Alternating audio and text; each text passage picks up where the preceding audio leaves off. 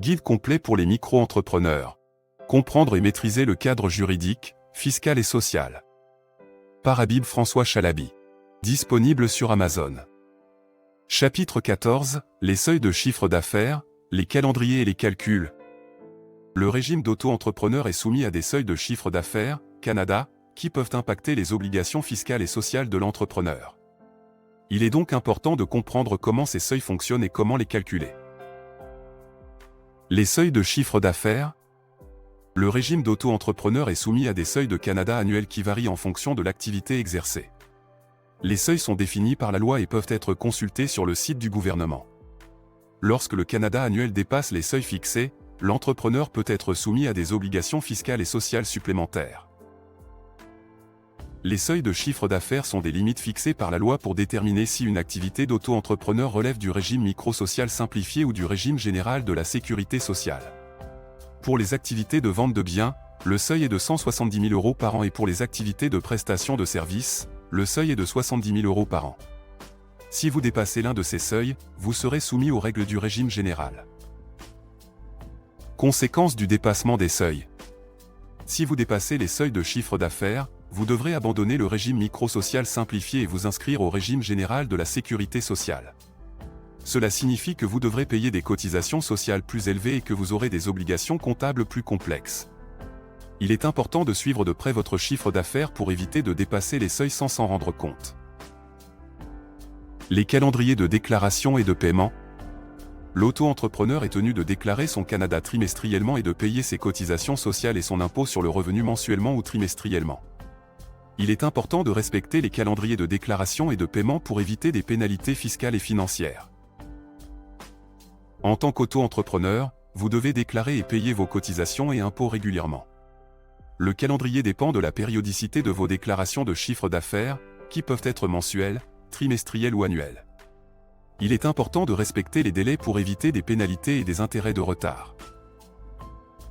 Les calculs. Le Canada annuel est déterminé par la somme des ventes réalisées au cours de l'année civile. Les cotisations sociales sont calculées en fonction du Canada et des taux en vigueur pour chaque activité. Il est possible de faire un calcul simplifié en utilisant des outils en ligne ou de consulter un expert comptable pour un calcul plus précis. Outils pour gérer les seuils de chiffre d'affaires. Pour gérer correctement les seuils de chiffre d'affaires, il est recommandé d'utiliser un logiciel de comptabilité et de facturation pour suivre votre activité et votre chiffre d'affaires. Vous pouvez également faire appel à un expert comptable pour vous aider à gérer vos obligations fiscales et sociales. Évolution régulière des seuils de chiffre d'affaires et importance de rester informé. Il est important de rester informé des évolutions régulières des seuils de chiffre d'affaires. Conseils pratiques. Il est important de bien comprendre les seuils de Canada et de respecter les calendriers de déclaration et de paiement. Il est conseillé de conserver une bonne organisation et une comptabilité rigoureuse pour faciliter la déclaration et le paiement des cotisations et de l'impôt. Il est possible de consulter un expert comptable pour une aide sur les calculs et la déclaration fiscale. L'un des aspects importants pour les auto-entrepreneurs est de comprendre les seuils de chiffre d'affaires qui déterminent leur statut. Les seuils permettent aux auto-entrepreneurs de savoir s'ils sont soumis à un régime simplifié ou s'ils doivent passer à un régime régulier. Il est donc crucial de les connaître pour éviter les sanctions financières et administratives. Le seuil annuel pour une activité d'auto-entrepreneur est de 170 000 € pour une activité de vente de biens et de 70 000 € pour une activité de prestation de services.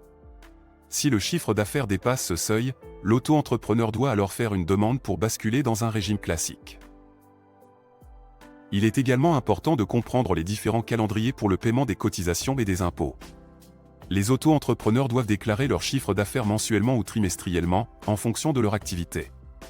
Ils doivent également payer leurs cotisations sociales et l'impôt sur leurs bénéfices.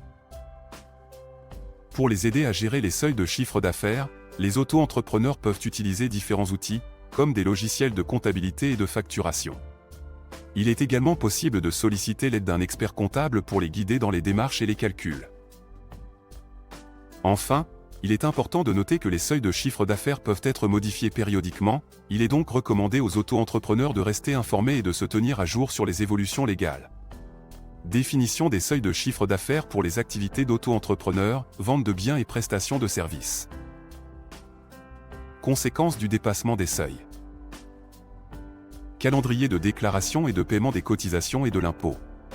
Outils pour gérer les seuils de chiffre d'affaires, logiciel de comptabilité et facturation, expert comptable.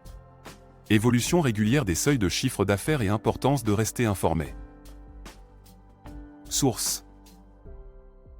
Site gouvernemental dédié aux auto-entrepreneurs, https://www. Auto-entrepreneur. URSSAF. FR Portail Home. HTML. Code de la sécurité sociale, article L.137-13 et suivant. Code général des impôts, article L.123-1 et suivant.